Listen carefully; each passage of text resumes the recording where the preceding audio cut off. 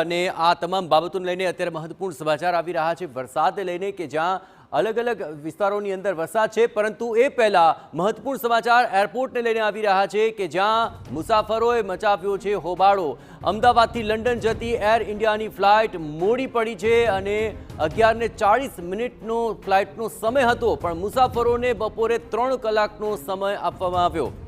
સમય કરતાં 3 કલાક આ ફ્લાઇટ મોડી પડી હતી।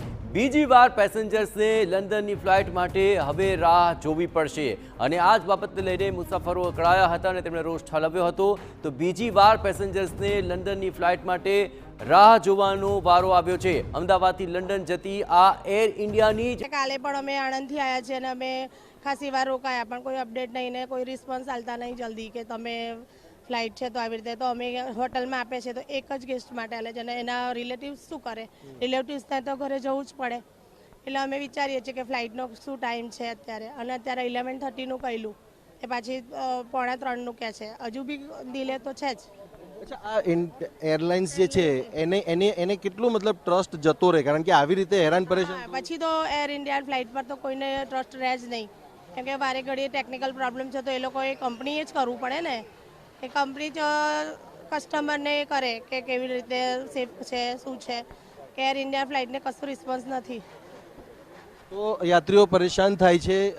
આપ બી લંડન જવા માટે આપના કોઈ રિલેટિવ પેસેન્જર્સ છે, તો એ એરલાઇન્સ તરફથી કયા પ્રકારનો રિસ્પોન્સ મળે છે, કેટલું પરેશાન અહીંયા થઈ રહ્યા છે બધા?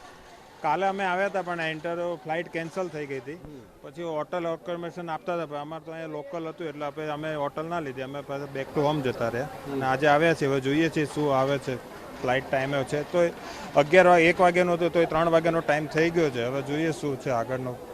હજુ પણ મતલબ સેટિસ્ફેક્ટરી આન્સર તો નથી જ કે આજે જશે કે નહીં? જશે કે નહીં એ નક્કી નથી હજી તો। શું કહો છો? 2:45ની હતું, પેલા અત્યારે 3 વાગ્યાની થઈ ગઈ છે। તો આપ જોઈ શકો છો ટાઈમિંગ્સ જે છે વારંવાર બદલવામાં આવી રહ્યા છે। બેન, તમે હમણાં જ વાત કરી, શું એરલાઇન્સ તરફથી રિસ્પોન્સ મળે છે અને શું એ સેટિસ્ફેક્ટરી છે ખરો? કેટલા દિવસથી તમે ટ્રાવેલ કરવાનું વિચારી રહ્યા છો? 2 ડેઝથી હું ટ્રાવેલ કરવાનું વિચારું છું, પણ ડિલે થાય છે, ફ્લાઇટ કેન્સલ થાય છે, આજે બી ડિલે છે, હજી કેન્સલ થશે કોઈ નક્કી નહીં।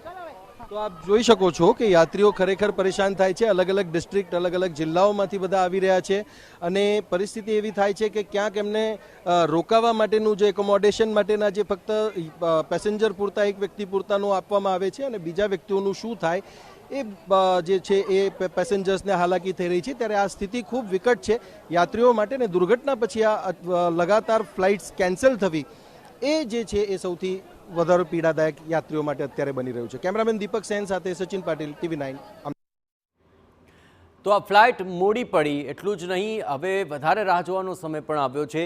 વારંવાર એર ઇન્ડિયાની ફ્લાઇટમાં જ આ પ્રકારની ખામીઓ શા માટે સર્જાય છે તે સૌથી મોટો સવાલ ઉઠી રહ્યો છે અને આ જ પ્રકારની હેરાનગતિ વારંવાર મુસાફરોને ભોગવવી પડી રહી છે। મેં વાત કરી હતી આમાં કે મેં ઘરેથી નીકળતા જોયું તો 3 કલાક ડિલે બતાવતા હતા ફ્લાઇટ, તો 1 વાગ્યાની ફ્લાઇટ હતી એની જગ્યાએ 4 વાગ્યાની થઈ। પછી ગઈકાલે હું એરપોર્ટ આવવા પહોંચ્યો અને તે જોયું તો ફ્લાઇટ કેન્સલ થઈ હતી આખી, અને પછી ફ્લાઇટ કેન્સલ થઈ તો અહીંયા આગળ એરપોર્ટ ઓથોરિટીવાળો હતો, એર ઇન્ડિયાવાળો, તો એણે કહ્યું કે તમને પરમ દિવસની ફ્લાઇટ કરી આપું। મારા સિસ્ટરને રજાઓ નથી ત્યાં આગળ ને પછી આખું શિડ્યુલ બગડતું હતું, તે લોકો કે ના કંઈ નહીં થાય, તો કે કાલે તમને કરી આપું છું સેટ। તો બહુ અડધો-પોણો કલાક માટે 200-300 જણાનું ટોરું હતું આખું, અને પછી એમણે મને ગઈકાલની ફ્લાઇટ એટલે આજની ફ્લાઇટ આપી। એટલે તો આજની ફ્લાઇટમાં એમાં એવું છે કે જો આખું તમે જોઈ શકો છો, અહીંયા આગળ 159 હતું એ બી દિલ્હીથી અહીં અમદાવાદ એરપોર્ટ આવવાની હતી, એ 9 વાગ્યાની ફ્લાઇટ અમદાવાદ આવવાની હતી, એ બી લેટ છે।